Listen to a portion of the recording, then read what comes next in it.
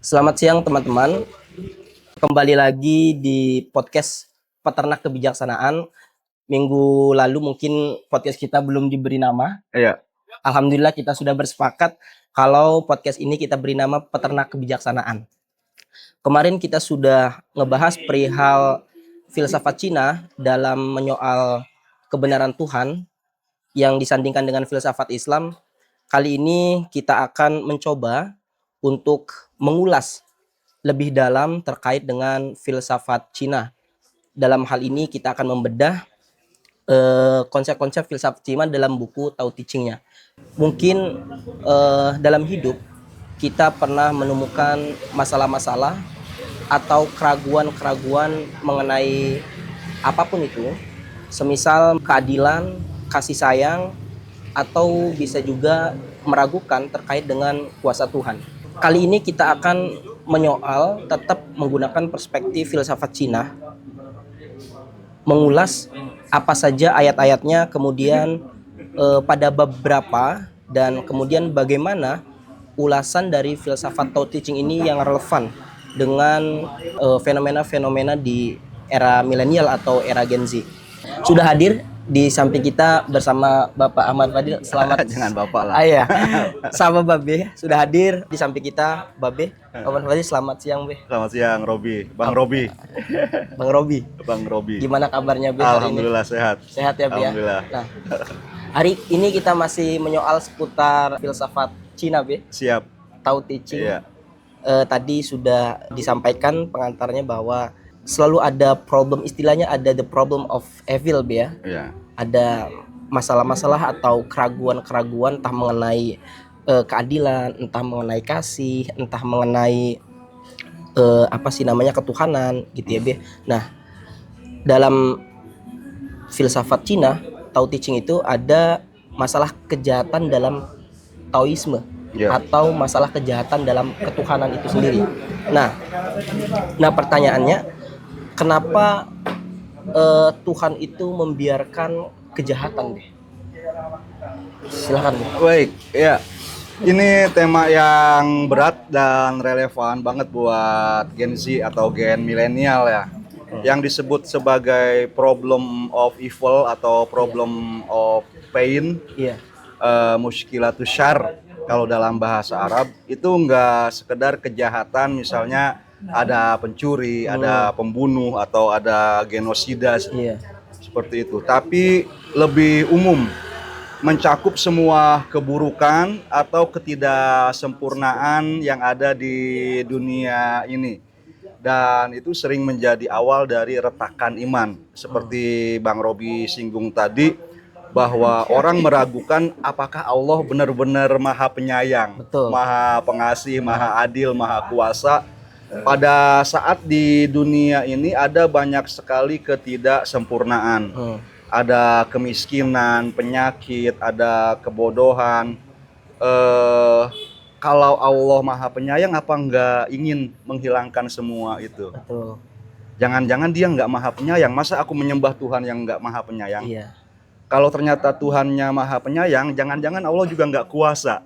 Buktinya tetap ada. Masa aku menyembah Allah yang maha kuasa, yang tidak maha kuasa?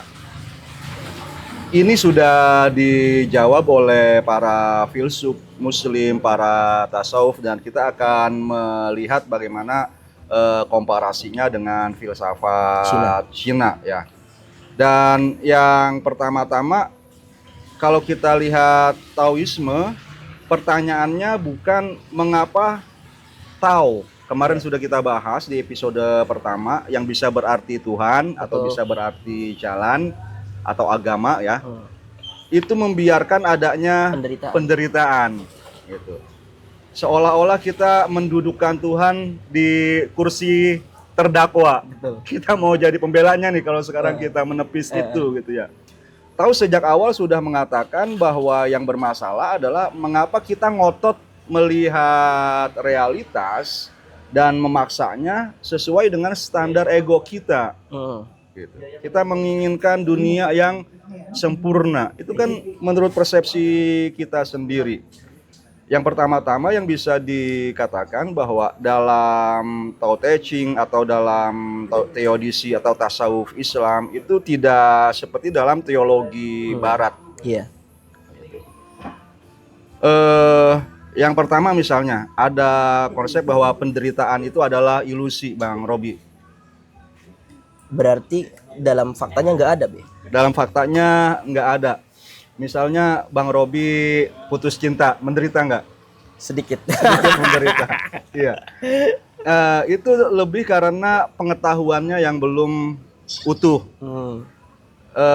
Jangankan misalnya 5 bulan, 5 minggu, 5 hari 5 berikutnya begitu dapat pengganti yang lebih baik, Ya nggak tahu ya. ya untung gitu kan, gue udah putus sama dia gitu ya. Enggak, atau misalnya kalau putusnya sudah menikah kan namanya perceraian. Iya, Itu resikonya lebih berat, apalagi kalau sudah punya anak. Untung putusnya sekarang seperti itu. Artinya kalau dalam bahasa sehari-hari ada hikmahnya kan yang sudah ketemu. Kemudian yang kedua, penderitaan itu juga katanya relatif. Iya. Bang Obi sakit gitu kan. Tapi bagi dokter itu kan jadi medan juang dia untuk menemukan obat, Iya. untuk melakukan penelitian.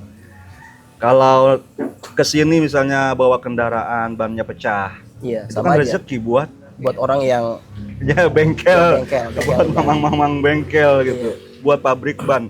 Kalau beli sekali ban itu nggak pernah rusak, ya bubar itu pabrik ban. Ini udah berapa kali beli nih apa sih namanya tablet ini? 2 kali lah. Ya mungkin kan bisa rusak kan. Kalau sekali beli misalnya awet seumur hidup gitu, itu juga relatif. Jadi pabrik bisa jalan misalnya karena ada itu. Berarti ada kebaikan, selalu ada kebaikan di balik penderitaan. Selalu ada kebaikan di balik penderitaan. Inna ma'al usri yusro, misalnya seperti itu. Misalnya atau dalam ayat yang lain disebutkan asa antakrohu syai'ah wa huwa khairul lakum wa asa antuhibbu syai'ah wa huwa syarrul lakum. Boleh jadi kamu nggak suka sesuatu tapi itu baik. Betul. Boleh jadi kamu suka sesuatu tetapi itu ternyata nggak baik Malah gitu. sebaliknya. Dan kemudian yang ketiga juga secara ontologis, kita nggak bisa memaksa konsep makhluk ini menjadi sempurna. Namanya makhluk itu kan ciptaan, ada kholik. Sesuatu yang terbatas. Iya, sesuatu yang terbatas. Yang sempurna, yang tidak terbatas adalah kholiknya. Masa kholik menciptakan kholik? Oh iya. Kan nggak masuk akal itu. Nggak logis. Nggak logis. Jadi misalnya dalam Tao Te Ching ada pada bab 2 bahwa yang namanya baik dan buruk itu lahir secara bersamaan. Begitu dunia ini ada, dua-duanya sudah ada. Ketika semua orang mengakui yang baik sebagai baik, maka muncullah yang buruk. Begitu juga misalnya dalam segala hal yang kita bilang positif dan negatif. Kalau di dalam Al-Quran itu dikatakan huwallazi khalaqal mauta wal hayata liyabluwakum ayyukum ahsanu amala. Begitu kita terlahir kan kita sudah jadi manusia atau makhluk yang akan mati. Betul. Iya, lahir dan kematian sudah ada bareng-bareng begitu seorang manusia terlahir. Enggak lahir itu baik, kemudian mati itu buruk. Sejak awalnya sudah seperti itu. Cuma ini fenomena ya. Kemarin kan ada berita terkait dengan anak kecil yang meninggal dunia. Itu kan konon katanya karena tidak mampu gitu ya, membeli buku dan tidak membeli pulpen. Ini kan tergolong gitu, maksudnya mungkin keluarganya atau orang tuanya sedang mengalami penderitaan gitu ya, segala macam. Nah, bagaimana gitu filsafat Cina atau dalam pandangan ini menyoal seperti itu gitu. Iya, kalau kita kaitkan itu dengan Tuhan, maka Tuhan itu menurut Tao Te Ching adalah langit dan bumi yang tidak berpihak. Kalau misalnya pada ayat yang kedua tadi itu adanya kejahatan, tidak menunjukkan bahwa Tuhan gagal, Tuhan lemah, Tuhan jahat atau kejam, pada bab 5 itu dijelaskan bahwa Tuhan itu memperlakukan semua makhluk seperti jerami ritual. Maksudnya gimana tuh, Be? Tuhan itu bukan Tuhan yang sentimental, Oke. yang mendukung satu makhluk mengistimewakannya daripada makhluk yang lain. Jadi Tuhan nggak memihak, nggak main favorit-favoritan. Oh gitu. Iya. Kalau begitu lantas kenapa Tuhan memilih Nabi? Bahkan Nabi pun itu diperlakukan oleh Tuhan sama. Nabi Muhammad bisa terluka di dalam perang. Betul. Nabi Muhammad ketika diboikot bersama orang-orang yang beriman merasakan kelaparan. Betul. Ya sama. Jadi nggak dikasih hidangan dari surga karena ini adalah nabi. Oh, iya. Bahwa ini adalah wali, misalnya seperti itu. Jadi adanya penderitaan tadi, adanya orang anak kecil yang sampai bunuh diri karena dia menderita dan Tuhan kelihatan tidak membela, itu bukan berarti bahwa Tuhan itu kejam. Tapi tanda bahwa Tuhan tidak beroperasi demi perasaan kita. Jadi Tuhan atau semesta ini bukan musuh kita, tapi juga bukan babysitter. Gitu. Yang harus berjuang adalah manusia. Betul. Jangan menyalahkan Tuhan. Betul. Gitu. Sudah seberapa perjuangan kita membela hak-hak mustadafin. Oh, betul. Membela hak-hak kaum tertindas. Berarti kita seharusnya, Be, ya, ketika melihat atau ada fenomena anak kecil meninggal itu jangan langsung menyalahkan Tuhan. Menyalahkan Tuhan. Perjuangan kita sebagai orang yang lahir di negeri Indonesia yang sudah merdeka ini sama dengan tuntutan kepada para pejuang sebelum kemerdekaan dulu. Agus Salim, Tan Malaka, Muhammad Hatta. Bagaimana mereka berjuang untuk mensejahterakan rakyatnya, seluruh rakyatnya, bahkan diri mereka sendiri itu menjadi korban. Betul. Bukan menjadi penguasa yang memperkaya diri atau kelompoknya sendiri saja gitu kan. Ya walaupun sudah berganti identitas, bukan lagi imperialis kolonialis dari barat, dari Eropa sana, tapi udah jadi bangsa sendiri. Tapi kita harus melihat perilakunya itu juga, kebijakan-kebijakannya. Ada yang salah secara misalnya struktural, secara kebijakan. Sehingga kebijakannya itu misalnya tidak mensejahterakan semua orang, tidak memenuhi kebutuhan yang misalnya benar-benar primer. Seperti itu. Nah, kalau sepanjang sejarah tadi para nabi mengapa itu diutus, mereka adalah teladan dalam memperjuangkan pembelaan terhadap kaum tertindas ini. Nabi Ibrahim membela kaumnya dari tiran namanya Namruz. Nabi Musa membela Bani Israel dari tiran namanya Fir'aun. Nabi Muhammad juga seperti itu, dari kaum Quraisy. Betul. Anak atau cucu Nabi Muhammad, Imam Hussein juga sama. Kemudian siapa sepanjang sejarah, baik dia beridentitas muslim atau tidak, mereka menjadi martir atau dalam bahasa kita adalah syahid gitu. Jadi fenomena atau kasus yang Bang Robi sampaikan tadi itu justru menunjukkan dibutuhkan pengikut mereka yang baru yang membela di zaman ini. Orang-orang yang termarginalkan seperti itu, Be, ya. Iya. Nah, kemudian gini, Be. Berarti kan saya menangkapnya bahwa bahkan sekelas Nabi pun yang diutus oleh Tuhan, bahkan mungkin orang menganggapnya sebagai kasih Allah, mungkin penderitaannya jauh lebih besar dibandingkan kita selaku pengikutnya atau umatnya, begitu, Be, ya. Betul. Cuma pemahaman kitanya aja yang memang kurang sampai kepada apa sih dibalik susahnya sebagai seorang nabi segala macam gitu ya, perannya, fungsinya sebagai apa segala macam. Jadi seolah-olah umat itu bilang bahwa oh enak ya jadi nabi pasti masuk surga. Orang kan nggak tahu bahwa perjuangannya luar biasa, penderitaannya luar biasa gitu kan. Nah itulah hikmah. Nah selanjutnya begini, Be, pertanyaan lebih spesifik mengenai baik dan buruk itu lahir secara bersamaan. Gitu. orang itu kan kita nih terkadang generasi milenial, generasi Z menganggap bahwa kalau keburukan yang kita rasakan gitu ya tidak berimbang dengan kebaikan yang kita peroleh, itu terkadang orang akan menganggap bahwa dia hidup hanya untuk sengsara. Iya. Dia hidup hanya untuk menderita, bukan untuk bahagia atau menerima kebaikan. Nah, konsep yang seperti itu bagaimana Be jawabannya? Iya, terlalu obsesif memperjuangkan salah satunya ya itu ya, Betul. yang kita bilang sebagai kebaikan ini harus adil. Terlalu obsesif itu justru menjadi kejahatan yang baru. Nabi itu tidak toxic positivity gitu ya.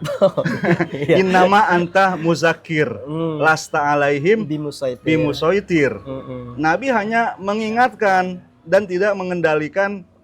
Mau beriman itu harus diterima, mau kebaikan ini kebaikan saya tawarkan gitu kan. Tapi kalau mereka nggak menerima, apa dibawain rudal? Betul. Enggak kan? Selama mereka masih mau diajak dialog, nggak menolak seperti kafir Quraisy, Nabi nggak bawain dialog, nggak demo di depan bos kita gitu kan.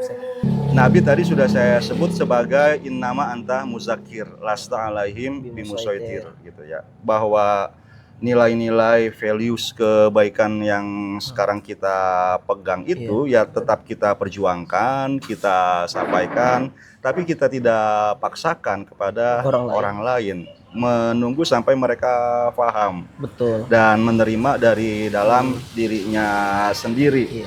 Dan misalnya kalau kita sebagai guru atau sebagai orang tua, kita tidak memaksakan idealisme atau standar terbaik kepada anak dan kepada murid-murid kita gitu ya. Biarkan mereka mencapai itu dengan proses yang alamiah di dalam diri mereka.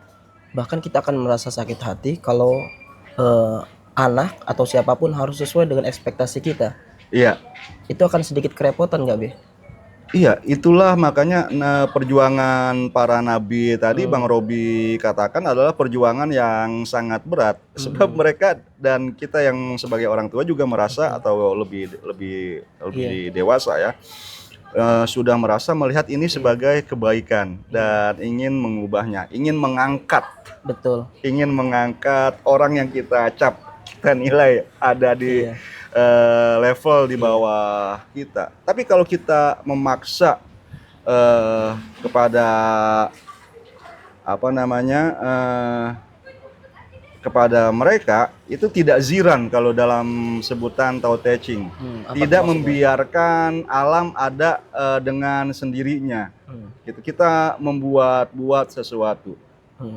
Sementara orang bijak yang menerapkan ziran itu dia tidak bermain peran moral, tidak mencari citra suci, seperti itu. Jadi ya para nabi dijadikan teladan dalam membela kebaikan, membela kebenaran, dan untuk itu perjuangannya sampai kepada perjuangan yang bersenjata kan, dengan jihad. Tapi itu menjadi semuanya tindakan terakhir pada saat kekuatan logika, kekuatan persuasif sudah mentok. Betul. Iya. Pada saat kita dizalimi, maka manusia punya hak untuk membela diri. Iya, berarti mau nggak mau pikiran kita kan harus sudah mulai bijak ya. Semakin orang itu naik levelnya, maka konsekuensi logisnya seharusnya mestinya dia semakin menderita. Gitu.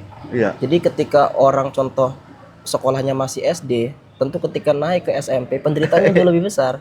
Ketika dari SMP ke SMA, apalagi sampai ke perguruan tinggi. Nah, terkadang konsekuensi itu belum begitu diterima oleh kalangan kita. Jadi semakin orang itu naik level, semakin ingin dilayani, bukan semakin menderita hidupnya gitu ya. Nah, seperti apa kira-kira? Itu solusinya? tepat sekali tuh ya kritik sosial, bahwa bukan hanya di sosial tapi juga di politik misalnya. Semakin tinggi jabatan ya, artinya politik ini hanya bukan politik kenegaraan, bisa dalam politik yang lainnya. dia bukan semakin mengayomi, Betul. bukan semakin memberikan jalan keluar bagi Rakyatnya. beban dan problem bawahannya, Betul. rakyatnya, muridnya dan sebagainya. Tapi justru dia yang paling ingin Layani. dilayani. Padahal Nabi Muhammad itu misalnya azizun alaihi ma'anitum. Ya, Harisun, dia yang ya. paling berat memikul penderitaan dari umatnya. Misalnya kalau di lembaga pendidikan ya, bisa sebagai dosen atau bisa sebagai ustadz, bisa sebagai rektor atau bisa Betul. sebagai pemimpin pesantren misalnya. Ya bukan hanya senang pada saat santri itu cium tangan, Betul. bahkan ada yang ngesot gitu ya. Betul. Sebagai bukti misalnya penghargaan si santri itu Kepada kepada guru-gurunya. gurunya. Tapi yang sebaliknya juga gitu. Bagaimana dia bisa memfasilitasi semua kebutuhan itu siswa. dari fisik, dari intelektual, dari spiritual, Mm-mm. gitu kan? Yang tadi tidak memaksakan. Betul. Kalau ada yang bandel misalnya, apakah cukup dengan punishment gitu kan? Iya, betul. Di pesantren misalnya punishment dalam bentuk fisik masih berlaku. Ya, kalau kita meniru kepada teologi Islam, misalnya bahkan keberadaan neraka jahanam sekalipun gitu kan sebagai punishment itu kerangkanya masih edukatif, gitu ya. Artinya pertama ego kiai, ego dosen itu tidak tersinggung gara-gara ada pelanggaran tertentu. Betul. Saya misalnya belajar secara pribadi kepada AI. Pada saat kita menghubungi ngechat AI kapan saja, dia akan menjawab. Sebagai dosen saya berefleksi. Kalau di hari libur, kalau di atas jam 10 malam, suka ada perasaan gitu kan. Memang nggak ada besok. Betul. AI bakal menjawab kapanpun gitu kan. Kalau kiai, masih ceramah, masih di kelas gitu. Nabi Muhammad kan menerima umatnya kapan saja. Betul. Menerima umatnya dengan latar belakang, dengan gaya pembawaan apa saja.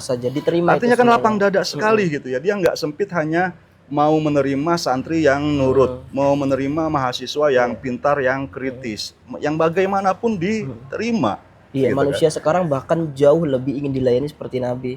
Harus ada janjian dulu. Iya, pemimpin hanya mau rakyat yang nurut gitu kan, rakyat yang kritis dipanggil. Ini lanjut B, terkait dengan bagaimana Tuhan memihak. Yap. Ini bagaimana Tuhan memihak. Kalau pandangan saya B ya, Tuhan itu memang memihak kepada satu misalnya, Tuhan memihak kepada orang-orang yang berilmu, Tuhan memihak kepada orang-orang yang bertakwa, Tuhan memihak kepada orang-orang yang beriman, gitu kan segala macam. Nah, cuma kan di sini ada anggapan bahwa gitu ya, menurut filsafat Cina ini, bahwa Tuhan itu tidak memihak, gitu ya, segala macam. Nah, maksudnya seperti apa? Wu Wei sebagai prinsip yang diajarkan oleh Tao Te Ching, non-forcing action, itu bukan berarti kita pasif. Ada juga di situ tindakan atau pembelaan, pengajaran terhadap nilai-nilai kebaikan, gitu, yang diinginkan oleh Tuhan. Tapi kita tidak melakukannya dengan ego, dengan hawa nafsu, ingin membuat orang seperti standar kita, menjadikan mereka sebagai pengikut. Kalau seperti itu, maka kita terjatuh istilahnya bukan lagi ngajar, tapi jadi politisi yang mencari pengikut. Betul. Bukan lagi menjadi kiai, tapi sudah menjadi politisi gitu kan. Saya punya komunitas santri-santri yang baik nih, semuanya sesuai dengan standar nilai. Saya mengomunitas, melembaga, ini menjadi kekuatan yang fisik juga, memang seperti itu. Yang tidak dilakukan adalah memaksa. Kemudian misalnya ya Tuhan dalam perspektif teologi Islam itu kan punya dua kehendak atau dua macam takdir, yaitu takdir takwini. Misalnya tadi hujan secara alami itu membasahi bagi orang yang suci maupun para pelaku maksiat, semuanya tetap basah oleh hujan. Seperti misalnya apa yang diberikan oleh alam, kayak gula deh, misalnya di kopimu ini Bang Robi gitu kan, mau Bang Robinya mukmin atau ateis misalnya, ya tetap saja Tetap dikasih gula. dikasih gula. Akan tetapi misalnya ada takdir tasyri'i yang di bagian itulah jika Bang Robi ridho dan taslim mendapatkan pujian. Betul. Kalau Bang Robi menolak bahkan mendapatkan celaan. Ridho dan taslim itu pada kaitan misalnya setelah ini diberikan manis, bagaimana perlakuan kita? Iya, betul. Ya misalnya mengaku ini sebagai nikmat Allah, minumnya baca bismillah, kemudian habis itu ya alhamdulillah. Kemudian tadi nikmat-nikmat hujan ini juga misalnya ya seperti itu. Tapi kalau kita membiarkan hujan tersumbat alirannya di tanah oleh sampah, itu kita melawan hukum alam dan melawan kehendak Tuhan, misalnya syariat untuk menjaga kebersihan, untuk menjadi khalifah mengatur alam semesta juga supaya lestari. Iya. Nah, Jadi masalahnya kan sebetulnya kembali kepada dirinya masing-masing, Be ya. iya, Ada orang yang cenderung egonya terlalu kuat, egosentrisnya, ego pribadinya, sehingga dia hidupnya tidak mau berprestasi mungkin, tidak mau belajar, bahkan terdorong hanya untuk menyalahkan keberhasilan dan kesuksesan orang lain.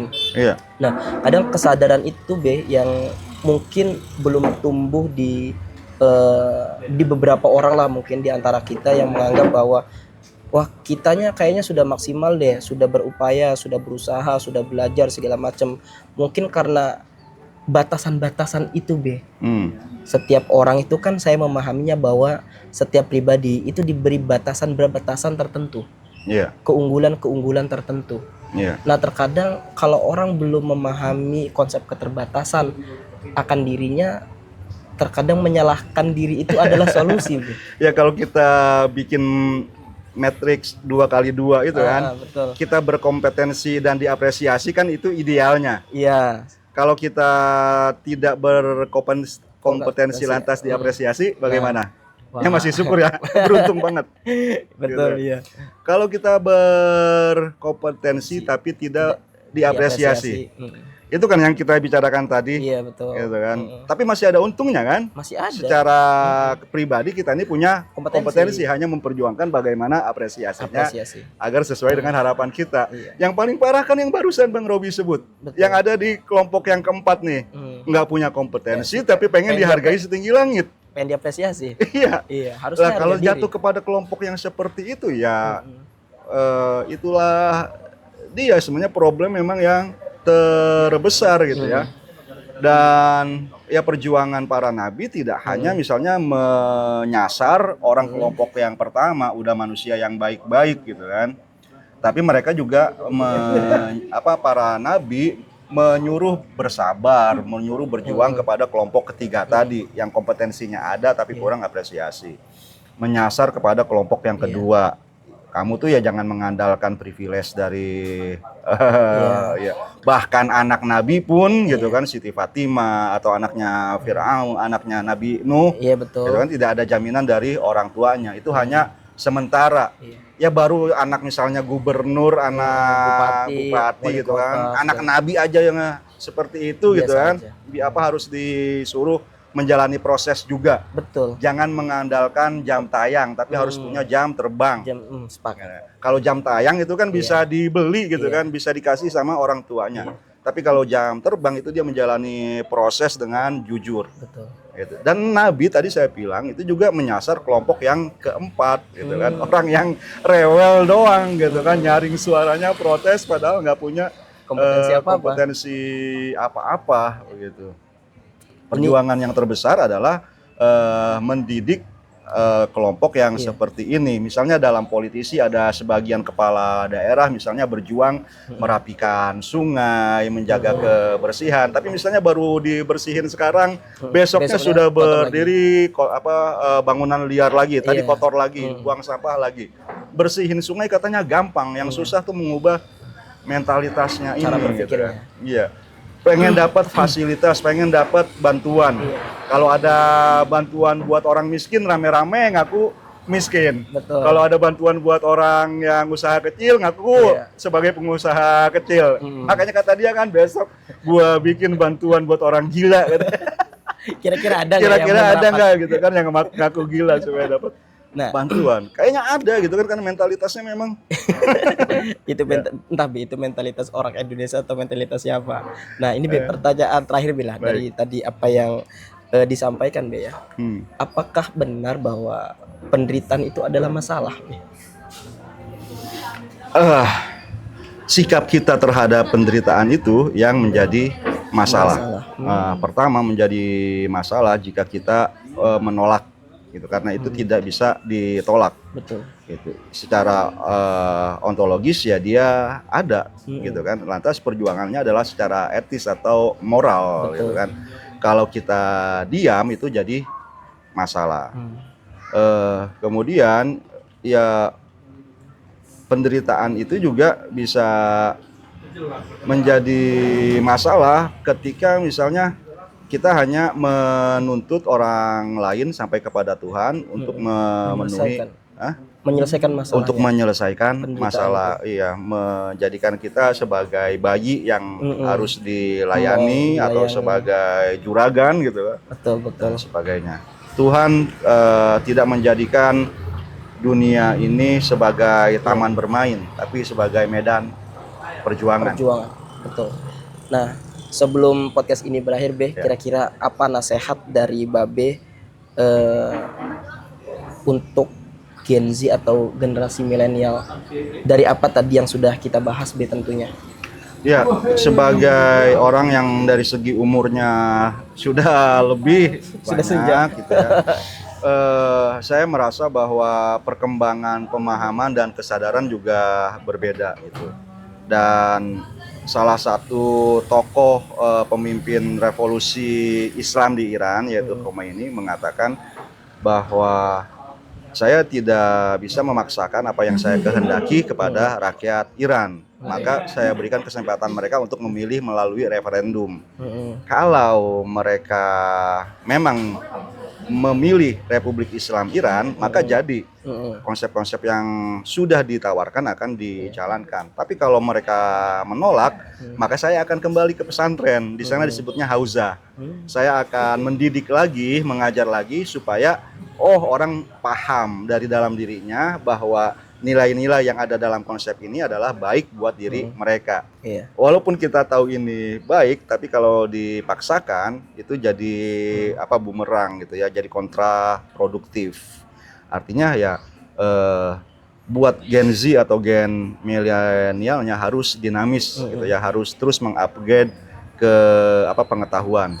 Jangan terjebak oleh algoritma.